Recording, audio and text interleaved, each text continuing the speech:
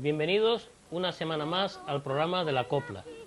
En la semana de hoy, la copla y el flamenco caminan juntos, dos géneros primos hermanos. Vamos a tener un personaje muy especial en la entrevista. Es un licenciado en Filología Hispánica que ustedes conocen bastante bien.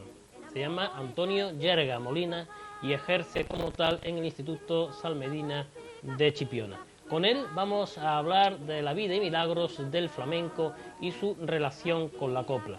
El programa de hoy va a tener una estructura formal distinta a las de los programas que le han precedido.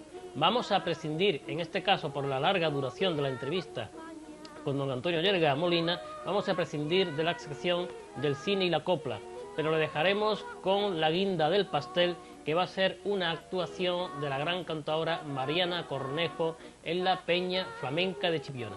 Espero que disfruten del programa.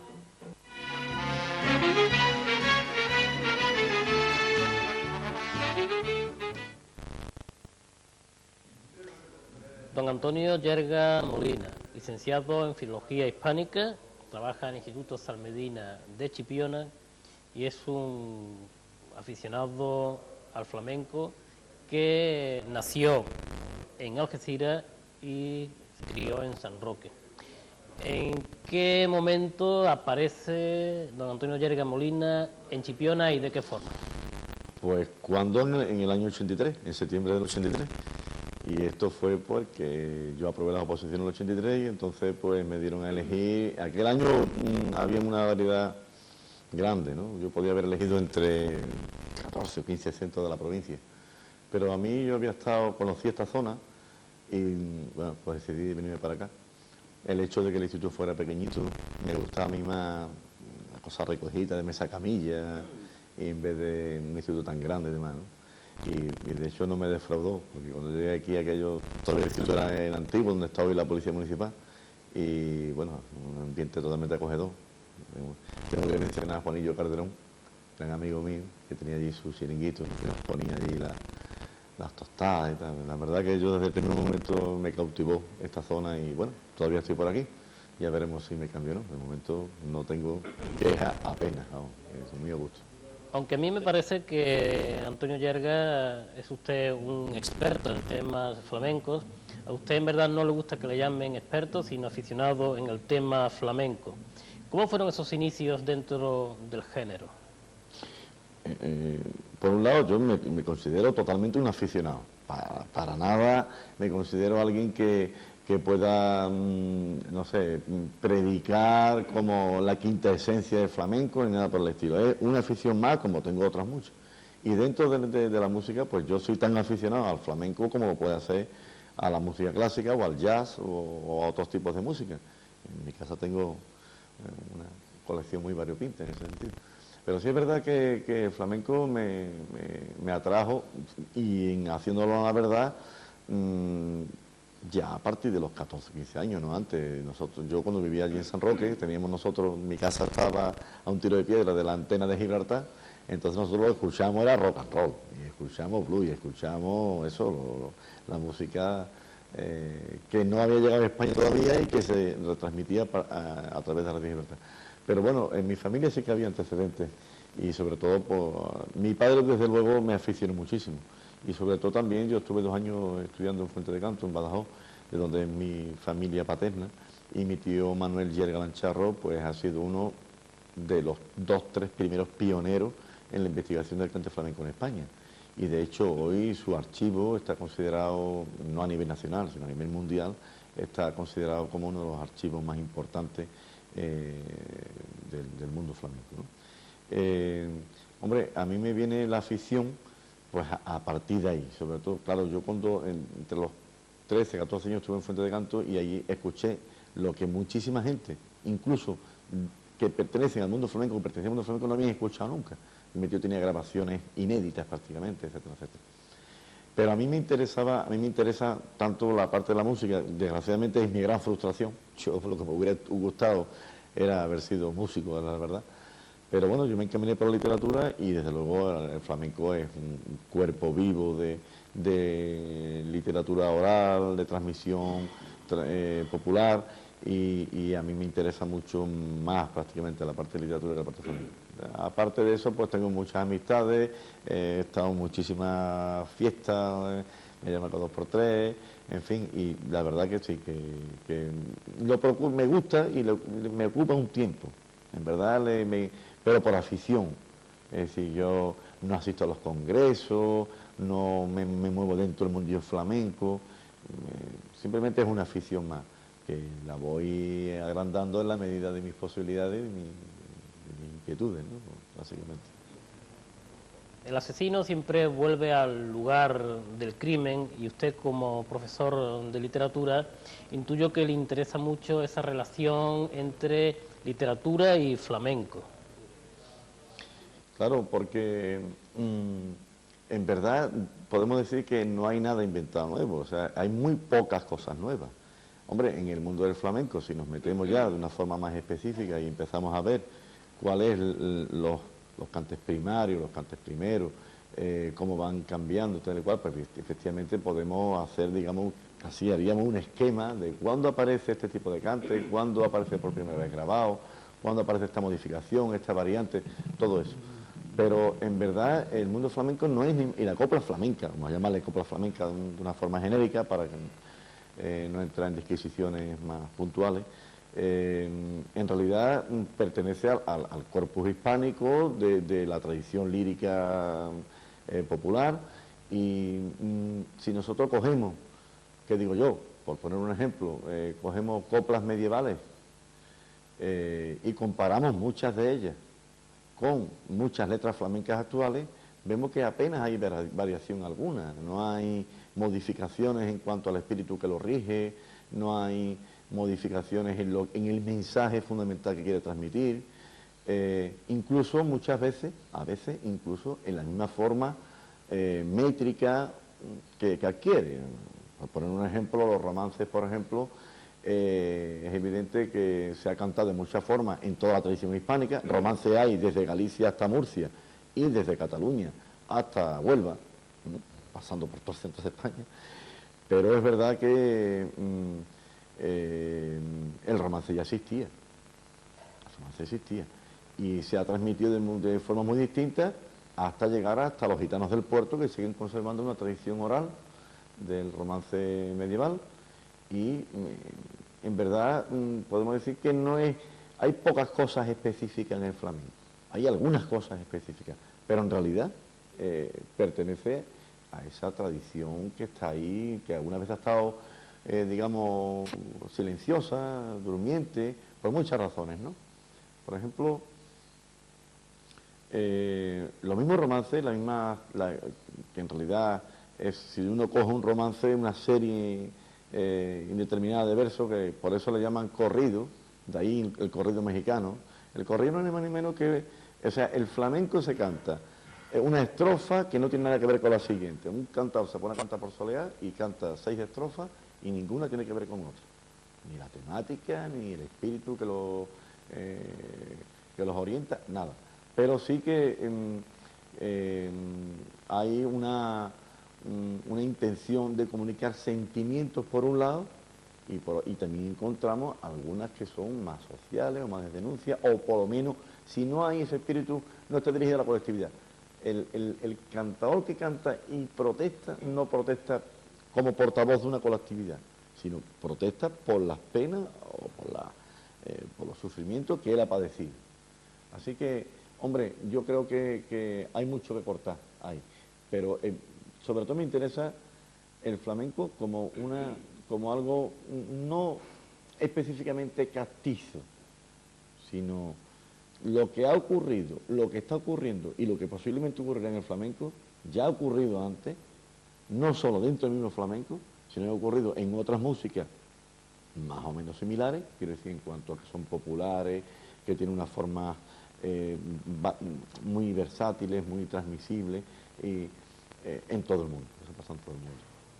Su experiencia dentro del flamenco y el colegio, o la escuela en este caso, ¿cómo ha sido? ¿Ha sido una experiencia gratificante?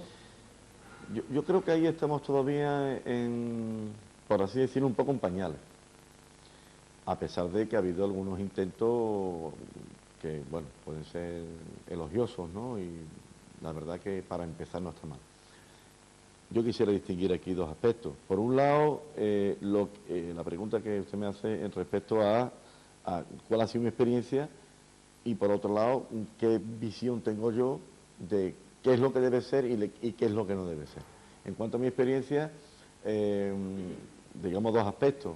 Uno, yo he sido uno de los, hemos sido un grupo de personas entre los que yo me he encontrado, que hemos hecho algunos seminarios a nivel andaluz, de tratar de incorporar la enseñanza del flamenco no como aspecto meramente folclórico, sino por un lado el aspecto literario y por otro lado también enseñar al alumno una iniciación al flamenco en los aspectos musicales de compás y demás. Hicimos un seminario muy interesante en Baeza hace algunos años, en que hicimos unas propuestas que se recogieron y que son en parte la base de lo que se está haciendo o de lo que en otros lados se va a hacer respecto a la enseñanza del flamenco. Y creo que es un punto de partida suficiente de momento. Por otro lado, respecto a lo que a lo que se puede hacer, yo ahí discrepo un poco de alguna gente que quieren convertir la enseñanza del flamenco en la escuela como una especie de plataforma de un cierto espíritu nacionalista, que a mí me parece ya un poco rancio y un poco pasado de moda. No hay que olvidar que aquello de rescatar las raíces populares, tanto folclóricas, musicales y tal, del pueblo, eso pertenece al siglo XIX, eso es puramente romanticismo, el espíritu nacional, la reivindicación de la lengua, del folclore, de las costumbres, de la gastronomía, etcétera, eso es el caldo de cultivo para unos ciertos nacionalismos bastante obsoletos y bastante cuadriculados, que creo que no se corresponden totalmente con los tiempos que vienen ahora mismo. Pero es verdad que también olvidar todo eso supondría posiblemente su pérdida, de tal manera que es importante distinguir ahí. Es verdad, mi propia experiencia es bastante limitada en ese sentido. Como profesor de literatura lo que he hecho ha sido incorporar el acervo flamenco a algunas de mis clases, explica las letras, explica su métrica, explica las ideas matrices que son generales ahí, ¿no? Y la verdad es que ahora mismo sí que se dispone de una asignatura, que te comentaba el otro día, de cultura popular, literatura culta y popular en Andalucía. Ahí es yo creo que es la asignatura en la que puede entrar muy bien la enseñanza del flamenco, pero eso, a unos niveles muy genéricos, ¿no? De momento, aquí en el instituto, como es una asignatura optativa, parece ser que no la han elegido bastantes alumnos y entonces no se ha podido impartir. Pero vamos, estamos en ello, ¿no? Y yo espero que la gente, hombre, que por un lado, ni lo tome como, a ver, ¿cómo decirte? Ni lo tome como un símbolo de nuestra autenticidad que no existe. Ahí hay mucho tópico y mucha... Ni tampoco que lo tome como si fuera, no sé, algo lo más trascendental. Es algo más que nosotros podemos ayudar a que perviva y a difundirlo. Pero vamos, sin ninguna pretensión más allá de lo que es. Es decir, yo creo que el flamenco hay que conocerlo igual que conocer la música clásica o que conocer el jazz o otras culturas musicales. Nada más, ¿no? Convertir eso en la quintesencia de nuestra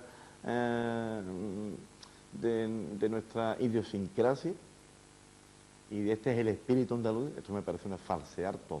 Es como cuando se dice, no, es que nosotros tenemos una raigambre árabe, morisca, fue la época en la que las culturas convivieron, fuimos el modelo para Europa de la convivencia. A mí me parece todo eso una verdadera falacia, porque ahí hay mucho más que cortar, no se puede mitificar ni hacer un tópico donde la historia, en la mayor parte de las veces, te contradice y te echa para atrás esos argumentos idealistas, es decir, románticos, puramente románticos.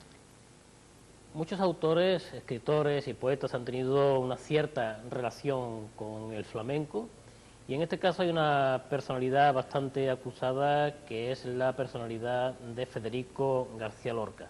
¿De qué forma ha estado emparentado con el flamenco Federico? Hombre, ahí también hay más de una mitificación. A mí me interesa mucho desmitificar ciertos aspectos, ¿no? Porque aquí cualquiera dice cualquier cosa y ya va a misa, ¿no? Pues no todas las cosas van a misa, ¿no? Cada vez más menos gente a misa. Hombre, Federico García Lorca, él, digamos, se incorpora a la poesía tradicional. Él reivindica la poesía tradicional a partir, sobre todo, aunque ya en sus libros anteriores al Romancero Gitano, ya vemos ahí una impronta popular, no solamente en la temática, sino en la forma de componer, en los metros que utiliza, en las formas estróficas que utiliza y demás, pero verdaderamente su consagración como poeta, en todos los sentidos, lo que a él le supone que todo el mundo lo conozca y lo que se hace muy popular es el Romancero Gitano. En ese sentido, es verdad que ha quedado, parece mentira, Juan, que a mí me contaba un amigo mío de Antequera que conoció a unos campesinos en un pueblo de la Vega de Granada que sabían recitar a Lorca y eran analfabetos, ¿no? Y me lo contó de primera mano y es verdad. Hombre, Federico García Lorca lo que pasa es que aprovecha esa beta literaria que es el neopopulismo, que se pone de moda sobre los años, a mitad de los años 20, coincidiendo con la dictadura de Primo Rivera, en que no solamente él, porque Rafael Alberti efectivamente coge exactamente la misma beta. Es decir, lo que se hace es reivindicar la poesía popular, del romance, de la seguidilla, de la alborea, de los cantes de vela, de la tradición lírica medieval. Ahí, claro, Damas Alonso y compañía lo que hacen es dicen, hombre, nosotros tenemos una tradición literaria fabulosa, y empiezan a escarbar en los archivos y empiezan a descubrir una tradición riquísima, y entonces dice, bueno, nosotros vamos a hacer una poesía a imitación de lo popular. Claro, cuando Federico escribe el Romancero Gitano, ahí desde luego es la primera vez que los gitanos se incorporan como protagonista casi único a la literatura española, y que un autor le dedique una obra que además le dio una popularidad tremenda. A pesar de que a él le costó disgusto, porque a él lo pusieron de populista, de filogitano y tal, y él no era la intención suya. De hecho, entró en una crisis profunda, y cuando se fue a Nueva York a componer el Poeta de Nueva York en el año 29, que se publicó, se fue en el 28 y en el 29 sale el Poeta de Nueva York, él, digamos que no quería saber nada de momento es decir, la fama le sobrepasó. Incluso además hay un dato ahí, que es que el que yo me la llevé a Río, que tenía Gramozuela, y que tenía marido y demás, esa que era una composición para él menor, resulta que la gente fue la que más conoció, porque tenía el morbo, porque coincide con la novela erótica, la novela corta erótica de los años 20. Entonces, en un país en el que había habido una moral muy pudorosa, en el momento en que alguien escribía algo que saliera de tono, que rompía unas ciertas normas, inmediatamente cobraba popularidad. No olvidemos tampoco que son los años en los que la radio realmente empieza a tener un protagonismo en la sociedad española, y empiezan ahí a leerse poesía y demás. Las suyas se leyeron, en fin, cogió popularidad. Pero lo que sí es verdad es que Lorca, cuando escribía con una música inherente al poema. Es decir, él escribía y estaba pensando en música antes que en literatura. Por eso es tan cantable Lorca. Aparte porque, por supuesto, los ritmos que él usa fundamentalmente son profundamente flamencos. El romance es puramente flamenco. No quiere decir que sea gitano ni que sea... Los gitanos ya cantaron los romances que estaban en la tradición medieval y se propagaron. Ahí tenemos la misma cita de Cervantes, la gitanilla cantando romances. Y entonces yo creo que todo el mundo utilizaba Lorca. No utilizaba el sentido peyorativo de la palabra. Sí, se han basado en la obra de Lorca. Ahí ha cantado Camarón, ahí ha cantado Pata Negra, ahí ha cantado, yo qué sé, todo el mundo. Morente, todo el mundo ha cantado Lorca.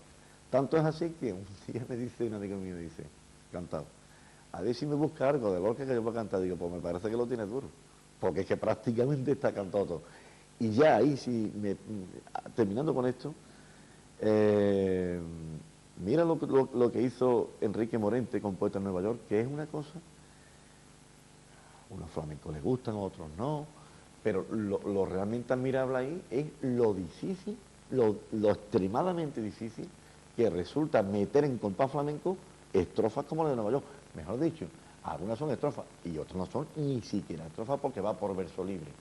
Porque Nueva York es un libro profundamente surrealista y una de las cosas que el surrealismo combate es la métrica tradicional.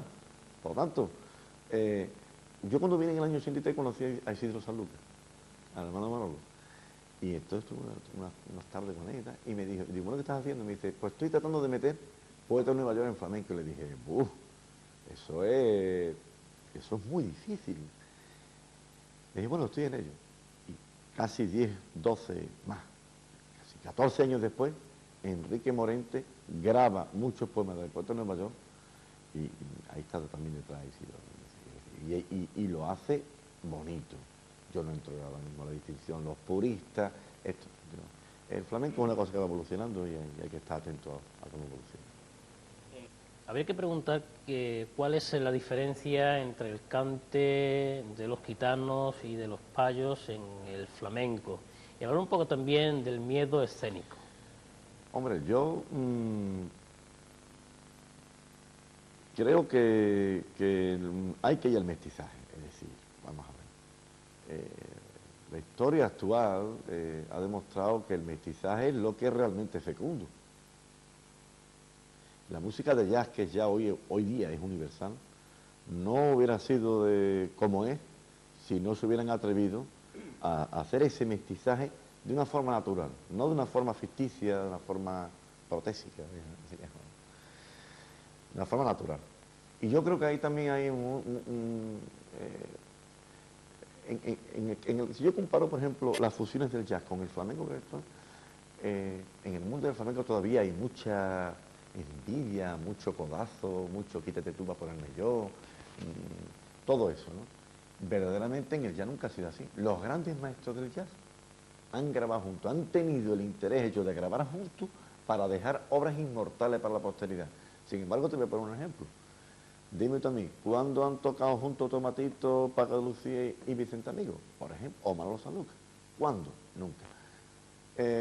Cuando Antonio Mairena, con 16 discos que tiene en su discografía, Paco Lucía le tocó en el Festival de Cartagena un par de temas, 4 temas, pero casi por compromiso. Es decir, la imbricación que hay en otras culturas musicales de tener la certeza de que la fusión produce obras inmortales, en el flamenco ha llegado, pero de una forma muy, muy leve, muy primaria. Y yo pienso que eso es un hándicap que habrá que superar. Y en ese sentido, yo creo que tiene mucha culpa, al hilo de la pregunta que tú me haces, esa distinción profunda entre el cante gitano y el cante payo. Yo me parece a mí un falso planteamiento. Un falso planteamiento. Yo creo hoy día, fíjate por ejemplo Estrella Morente, que es de madre gitana, y canta con tonos gitanos, pero con tonos payos también. Y es más, reivindica, y lo dice explícitamente, reivindica tanto el cante gitano como un cante payo. Y ahí hay una fusión que me parece muy valiente y prometedora, ¿no? Ahora, ¿es verdad que hay algunos cantes que son más propiamente gitanos? Pues sí, yo no lo discutí. ¿Hay unos cantes más propiamente payos? Pues sí. Pero a mí esa distinción todavía me interesa menos. Eso es la verdad. ¿Es el flamenco una línea importante como expresión de sentimientos profundos? Indudablemente, indudablemente yo creo que es sobre todo eso. Precisamente, por lo que te decía al principio, la primera pregunta, el flamenco es expresión de sentimiento lo mismo que la lírica popular lo era, desde tiempos inmemorables, desde la Edad Media, desde luego, seguro. y desde antes también. Ahí tenemos toda la literatura clásica griega y romana que hay, ahí también un cuerpo interesantísimo de lo que es la expresión del sentimiento. Pero el flamenco sobre todo es, por un lado, es expresión del sentimiento individual. Si tú coges, por ejemplo, las soleares, y el 90% de las soleares te están hablando de sentimientos profundos universales, la expresión del amor, la muerte, el amor fundamentalmente, la mayor parte de las letras giran en torno a estos dos temas. Después hay otros cuerpos también que es la alegría, el centro es la alegría, el gozo de vivir, la celebración, todo lo demás. Pero básicamente, que duda cabe, es expresión de los sentimientos. Y por otro lado también hay otras variedades, otras variantes, vamos a decir, como puede ser, por ejemplo, la protesta social. Como te dije antes, no es casi nunca una reivindicación de la colectividad, sino es la expresión del sufrimiento personal, ocasional por las circunstancias sociales. El que está trabajando, que se queja que está trabajando solo y le pagan 2 miserias y tiene que comer sopa de tomate todos los días y una saladina arenque. El otro que está en la prisión. El otro que lo persiguen porque es gitano y por el hecho de ser gitano, xenofobia, racismo, etcétera, etcétera. Hay también una expresión social, pero que el flamenco la individualiza, como te dije antes, no es un portavoz de la colectividad. Y eso es importante. El sentimiento, por supuesto. Claro, también hay trucos, como en todas las cosas. No quiero yo idealizar sobre esto, no, es la expresión más auténtica. No, también hay trucos y también hay falso patetismo, que es una de las cosas que yo creo que están enturbiando mucho la esencia del flamenco. Un señor que canta por tonado, canta por martinete y canta una letra que la lleva a la oficina, la enseñó a la oficina, que se lo tenía otro día, se la lleva a enseñar las florecitas del campo, mire usted, eso es que no puede entrar, porque sí, entra en la métrica y lo canta por martinete, pero es que el martinete, la tonada, tiene una temática, para que sea auténtica, tiene que seguir una línea, digamos, de la tradición. Por mucho que tú innoves, tienes que mantener un mínimo de pureza, ¿no? Entonces también hay truco. Y el falso patetismo, cuando un cantador canta por malagueño, canta por seguirilla y hace muecas con la cara de todas formas, y tú dices, no, y está trucando el cante, pues no me transmite. La letra sí tiene sentimiento, pero como tú lo transmites, no lo tiene. Es decir, que para que haya sentimiento, que es la pregunta que tú me haces, no solamente basta con que la letra exprese un sentimiento, sino el que la canta tiene que transmitirla con sentimiento. Si lo transmite como si fuese un actor de teatro de tercera clase, pues mira, para eso no cantes, ¿no? Para eso prefiero escucharlo en disco y no te veo la cara de puchero y de falsa fatiga que me quieres comunicar, ¿no? Volviendo a los orígenes, no sé si sería muy aventurado decir que uno de los orígenes del flamenco están en las jarchas.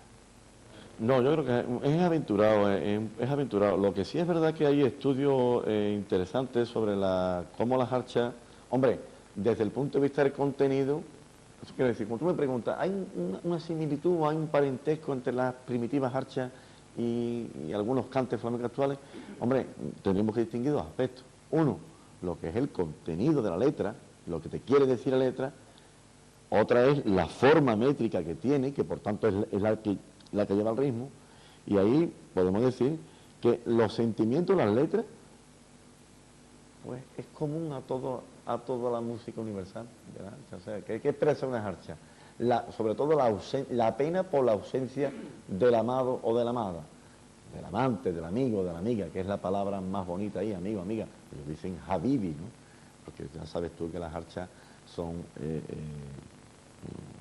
una mezcla de una fusión también de la cultura castellana con la cultura mozárabe, ¿no? El sentimiento que expresa una jarcha, pues sí, eso está en 200.000 soleares y en otras 200.000 seguidillas, o seguirillas, decimos nosotros,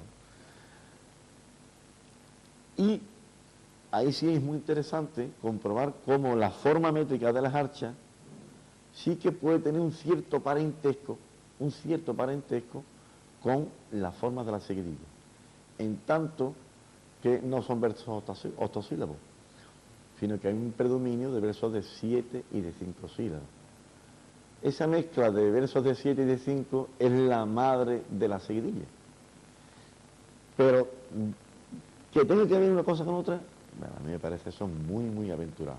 Es como, por ejemplo, cuando, otra de los tópicos, no, es que el flamenco tiene mucho que ver con la música árabe. Eso es una mentira, contemplo. Yo recuerdo haber leído hace muchos años a un autor, ¿cómo se llama este hombre? Famosísimo. Aquí es de español, murió en los años 70. No. Bueno, total, y bueno, demostraba que era un musicólogo, después te lo diré, porque yo lo tengo muy trillado, un lazo, y demostraba que no había ninguna vinculación entre la música árabe y la música andaluza. Hombre, sí es verdad que aquí con la expulsión de los judíos, los moriscos, a partir de los reyes católicos y de las distintas expulsiones después hasta Felipe IV, pues sí que tú vas a Fez, yo he estado en Fez, en Marruecos, y hay un barrio andalusí que tú lo reconoces, tú ves las rejitas, las tejas y demás, y los viejos de allí, algunos dicen, sí, mi tatarabuelo había aprendido de su antepasado una letrilla tal que cantaba la nuba andalusí, que se canta todavía en algunas celebraciones en Túnez, en Argelia, en Marruecos, pues sí que era una música popular en Andalucía, Al-Ándalus, ¿no? Todo Al-Ándalus que no es Andalucía, es otra gran confusión. Al-Ándalus llegaba hasta Teruel, no nos equivoquemos. Y bueno, pues, ¿quién dice que no? El tiempo te va montando unos sustratos sobre otros, pero decir que hay una relación, yo no acabo de verlo, ¿no? Y a veces nos sorprende. Mira, estuve una vez en los Verdiales de Málaga, en la venta San Cayetano, que es el 28 de diciembre, Día de los Inocentes, que a quien no haya ido nunca, yo le aconsejo que vaya porque es un espectáculo. Allí van 40 o 50 pandas, se llaman pandas, de verdiales, y allí cantan con el violín y la guitarra muy rápido, cantando en unos tonos, porque al fin y al cabo el verdial es un fandango, Y salen estos señores con los sombreros, con adornos de colores y demás, con cascabeles, y dices tú, bueno, es que me parece que es un aguador de Fez, ¿no? Tú vas a Marruecos y ves tus aguadores y los sombreros son los mismos. Entonces, bueno, yo creo que es que se ha perdido mucha documentación, hay sobre todo falta de documentación. Tú puedes decir esto o lo otro, pero si tú no lo demuestras fehacientemente con un documento, eso es una conjetura, tú no lo puedes dar eso por verdad, Juan, eso es así. Entonces, bueno. La copla es un género que se quedó estancado, que no ha evolucionado. Sí ha evolucionado el flamenco, pero ¿de qué forma ha evolucionado el género flamenco? Hombre, la copla se quedó estancada porque estaba muy relacionada vamos a ver, voy a empezar de una manera, porque me interesa más, yo por lo menos porque es la visión que yo tengo, ¿no? La copla siempre ha existido. Ahora, la copla española que tú conoces bien, que trabajas bien, tiene una forma que sobre todo crece en los años del franquismo. ¿No? Tiene sus antecedentes, porque antes de la República ya se cantaba la copla. Incluso, si nos vamos más para atrás, pues tú te vas al siglo XIX y los cafés cantantes, eso está demostrado, está documentado también, que existía la copla, ¿no?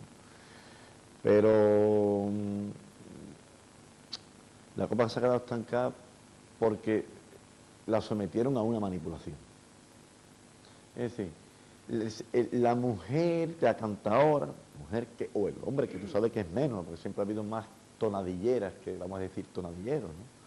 Que canta sus sentimientos y tal, de estos amores imposibles, atormentados y tal y cual, todo eso. Indiscutiblemente esa fue la válvula que utilizó el franquismo para, digamos, enajenar conciencia. Era uno de sus mecanismos más, no el único ni el más importante, pero era uno de sus mecanismos. Porque, hombre, qué curioso, que en muy pocas letras o ninguna, yo no soy un experto en copla, me dirás o me corrige, pero en qué pocas letras realmente de la copla española existe una pena provocada por la situación social real que se está viviendo en esos años, del hambre, la persecución, el marido que está en la cárcel, tal y cual, al otro que le han matado a la mitad de la familia. Esos contenidos reales no aparecen en las letras de la copla. En la copla lo que aparece es eso, el tormento amoroso, sobre todo, y es más, hay como una especie de regusto, de morbo en ese contenido, ¿no? Se ha quedado estancada, se le dio su forma y ha evolucionado muy poco, porque es un género todavía mucho más arquetípico, mucho más cerrado que el propio flamenco. Y le tiene que dar gracias, la copla española le tiene que dar gracias al carnaval de Cádiz, porque a través de la comparsa, de alguna manera, en los tonos, en la forma, en los tonos y en la música, se ha perpetuado en parte. Evidentemente, en la comparsa no existía antes del franquismo. La comparsa es una creación del franquismo, porque las murgas familiares y las chirigotas estaban prohibidas, estaba prohibido todo. Ahora, esas cosas sí se dejaban cantar, porque no hacía daño a nadie.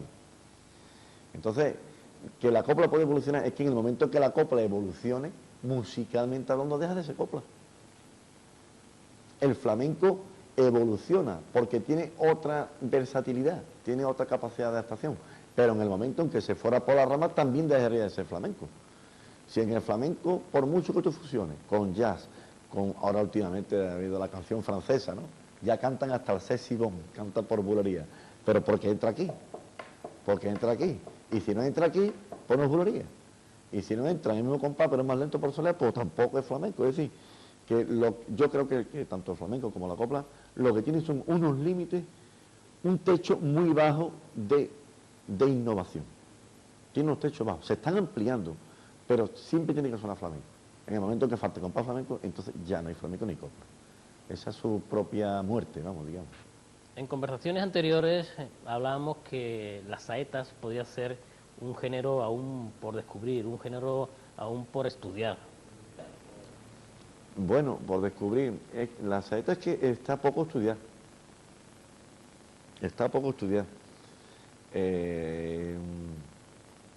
Leí hace un par de años a Alfredo Arrebola, que es un investigador avezado sobre los temas flamencos, pues tratar de investigar a partir del siglo XVII si existía la saeta o no.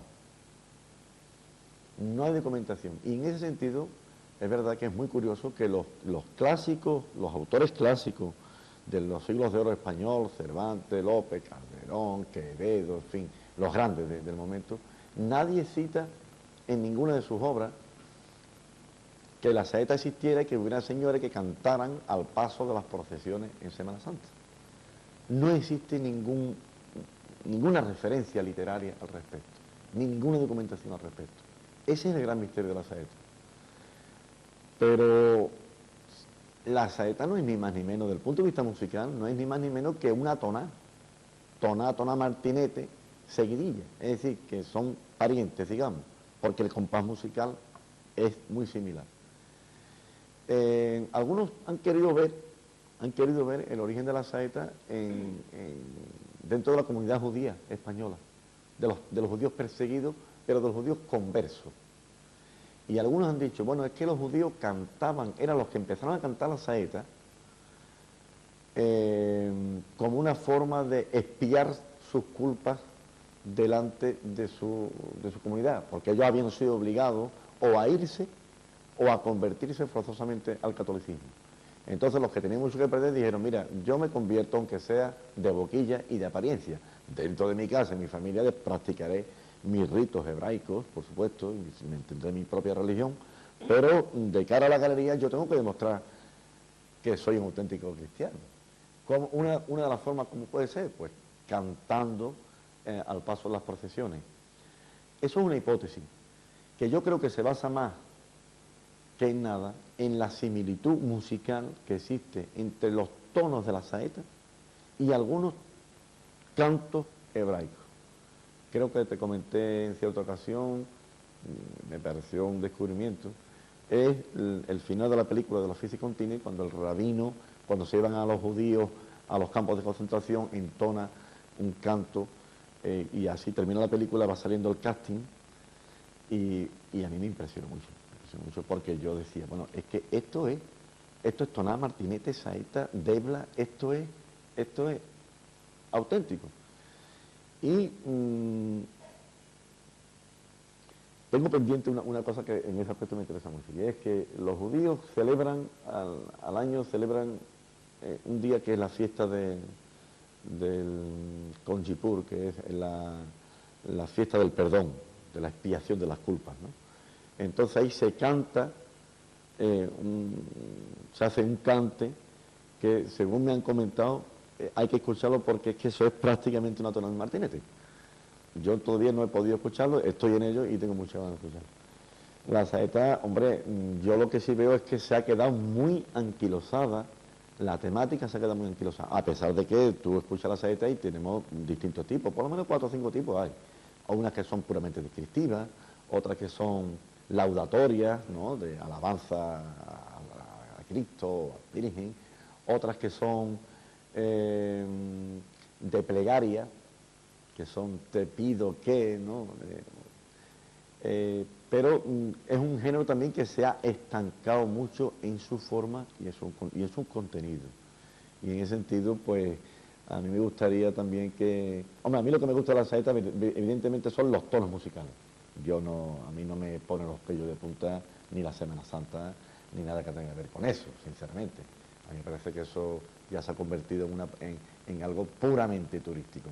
El día que la Semana Santa desapareciera, pues no sé si este hotel seguiría en pie, ¿no? Bueno, aquí está el verano, pero vamos, otros pueblos, Sevilla, fíjate tú lo que ocasionaría en otros pueblos la pérdida de la Semana Santa. Yo creo que lo que hay es un interés por presentar la Semana Santa como una manifestación folclórica que mantiene unos niveles de turismo y poco más.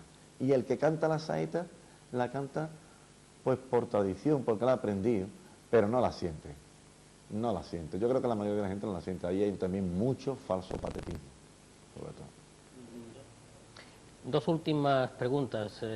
Sabemos que usted, hace ya bastantes años, propuso hacer un festival de salsa en Cádiz.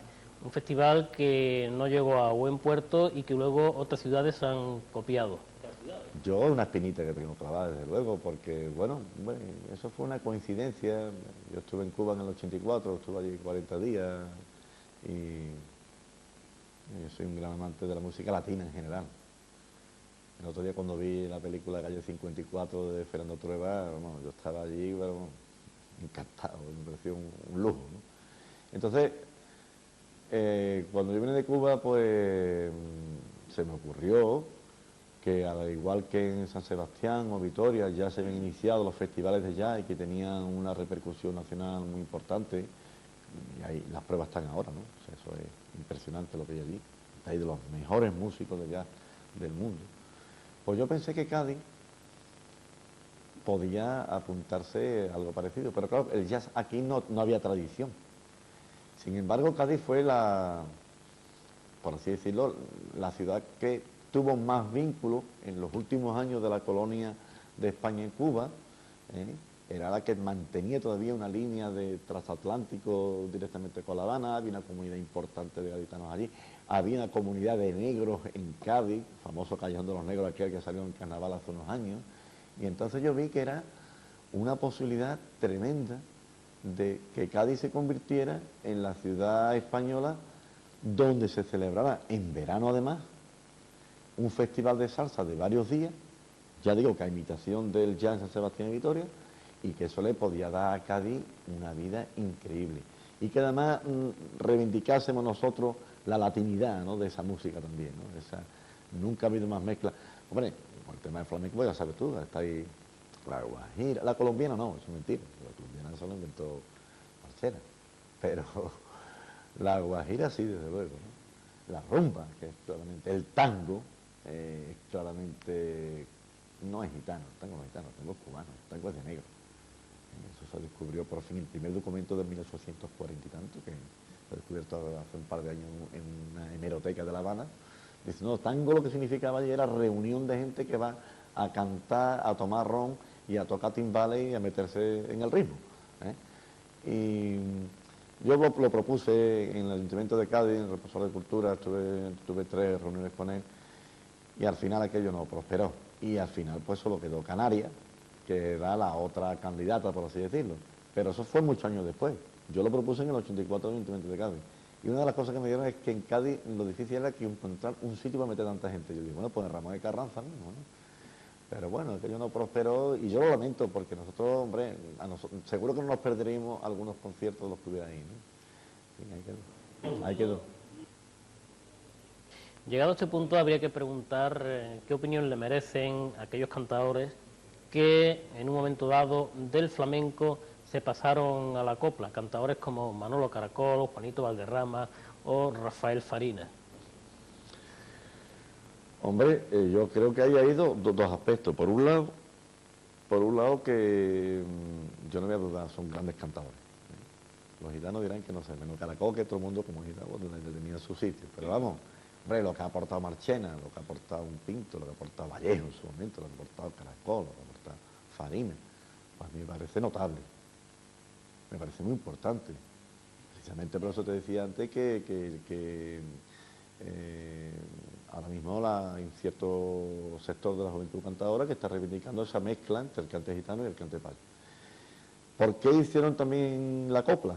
Pues yo creo que por 2 cosas. Una, porque tenían facultades suficientes como para cantar copla, la zambra especialmente, que le dieron un realce muy importante en esos años. Y por otro lado, porque era una especie de necesidad del guión, era una exigencia del guión.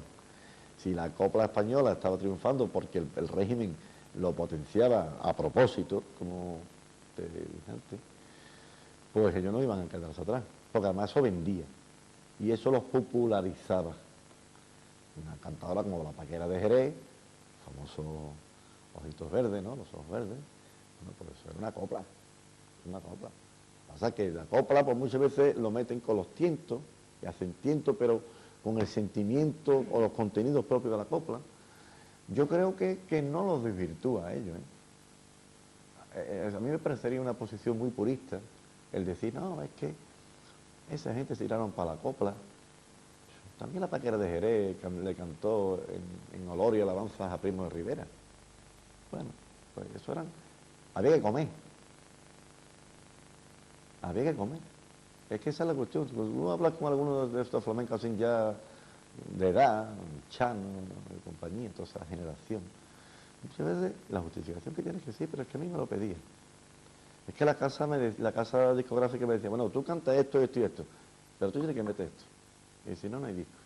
¿Ya? Yo grabo y tú me das y ya está, ¿no? Que en ese sentido también hay que decir que muchas veces las condiciones de grabación han sido deprimentes, que no era nuevo aquí tampoco. Sí, a un cantador se sabía que lo estaba pasando mal y en el momento de lo sentaban ahí, le grababan en una tirada de 500 discos y toma el dinero, coge el dinero y corre. Y punto.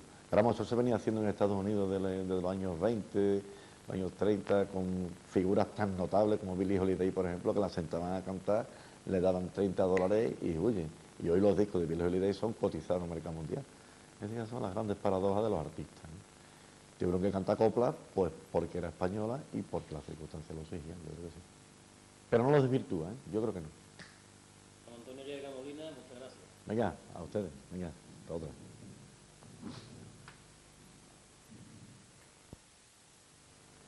Y para finalizar, para concluir, les vamos a dejar con un resumen de la actuación de la cantadora flamenca Mariana Cornejo en la Peña Flamenca de Chipiona, en una actuación dentro de los caminos del flamenco, acompañada en esta ocasión con uno de los mejores guitarristas que ha dado la zona, Fernando Moreno, los guitarristas que acompañan normalmente a los cantadores flamencos y por supuesto a esa gran jerezana como es María José Santiago.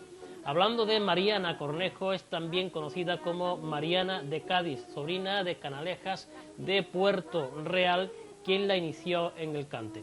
Es seguidora de la escuela de la Niña de los Peines y La Perla de Cádiz. A raíz de su casamiento abandonó los escenarios, pero desde 1980 viene de nuevo caminando por ellos. En los últimos años ha prodigado sus actuaciones en numerosos festivales y recitales. También recordarán a ustedes a Mariana Cornejo como la persona que hacía el anuncio de una conocida marca de lejía, muy graciosa por cierto, pero el arte de Mariana Cornejo está en actuaciones como las que vamos a ver ahora. Vamos allá. Vamos allá. Eso es.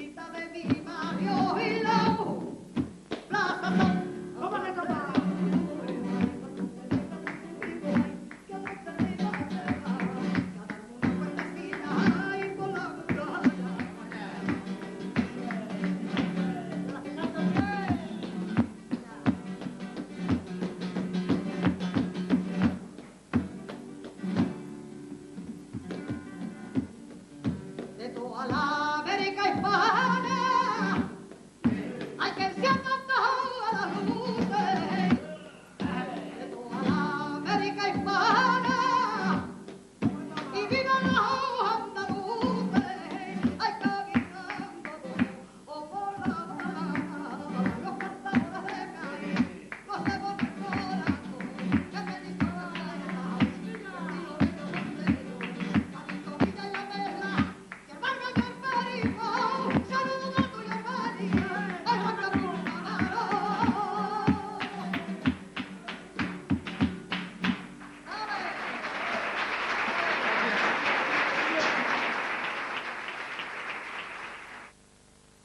Tras esta brillante actuación de Mariana Cornejo, concluye en el día de hoy este programa dedicado a la copla y al flamenco. Volveremos la semana que viene con nuevos temas, nuevas entrevistas, aquí en La Copla, en Radio Televisión Chipiona.